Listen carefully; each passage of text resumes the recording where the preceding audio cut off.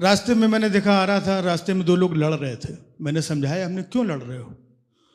तो अपनी लड़ाई छोड़ के मुझे कूट दिया। बोला तू बीच में क्यों डोनाल्ड ट्रंप बनना है? तो मैंने कहा कि मैं यहां जो कुछ बोलूंगा, नहीं, मैं सच्चा आदमी हूं और दिल से जो भी निकलेगा वही बोलूंगा। तो आगे बढ़ने से पहले मैं सिर्फ इतना ही बोलना चाहता हूं, एक्सेप्ट करना चाहता हूं, ये सब अपने लोग हैं, कि मैं मोदी भक्त हूं। मैं राष्ट्रभक्त भी हूं।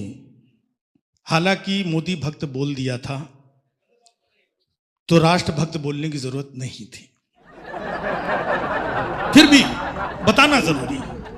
मैं आज तक, सर माफ कीजिएगा, आप लोग भी पॉलिटिक्स से हैं, लेकिन मैं ईमानदारी से कह रहा हूं कि मैंने आज तक सिर्फ उन्हीं को वोट दिया है, सिर्फ उन्हीं को वोट दिया। मतलब दूं किसी को भी पहुंच जाता है उन तक।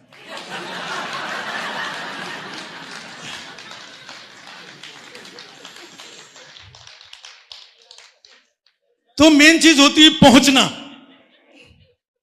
आप यहां से बात बोलते हैं, हमारी बात वहां तक पहुंच रही है, तो ऐसे हमारा वोट उन तक पहुंच जाता है, वो इंपॉर्टेंट है। तो यहां पर जो दिखता है वो होता नहीं है। आप कभी भी ध्यान से देखेंगे, जो दिखता है वो नहीं होता है।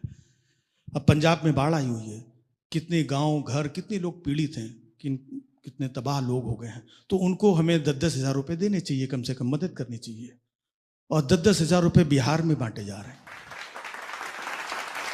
का मतलब जो दिखता है वो होता नहीं है।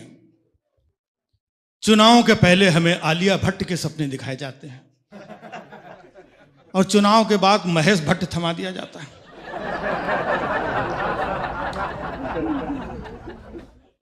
चुनाव के पहले बिजली बिल 0 की बात हुई थी, मकान नंबर 0 कर दिया।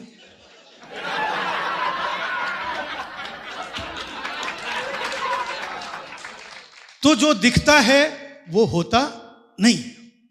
कुछ सालों पहले हमें कहा गया था कि हम दाऊद को लाएंगे, हम विजय माल्या को लाएंगे, हम नीरव मोदी को लाएंगे। और लाए किसको? बांग्लादेश से शेख हसीना को। शेख हसीना को उठा लाए। शेख हसीना किसने मांगी थी? ले आए। अच्छा, शेख हसीना का भी कुछ मैटर चल रहा था वहां पर, अपना देश छोड़ के भाग गई, सुरक्षित हो गई।